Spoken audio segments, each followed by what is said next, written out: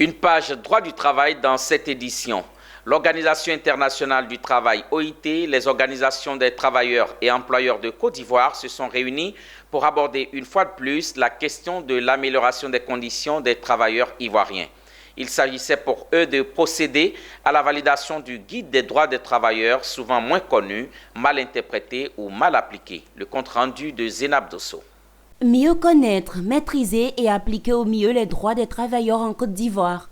C'est tout le sens de cette rencontre des représentants de l'Organisation internationale du travail OIT, des centrales syndicales et les représentants des employeurs ici, dans la commune du Plateau.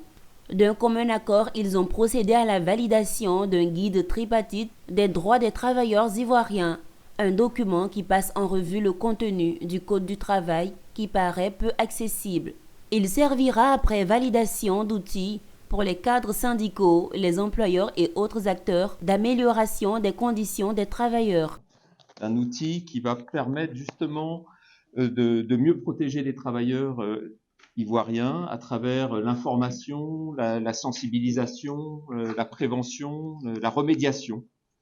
Et cet outil, à travers ses fonctions, va pouvoir contribuer justement à la paix sociale au sein de l'entreprise. Donc ce code du travail qui date déjà depuis 2015, qui bien sûr manque d'un certain nombre de décrets d'application, mais qui a le mérite donc d'exister, de servir comme un outil de travail au service des droits des travailleurs.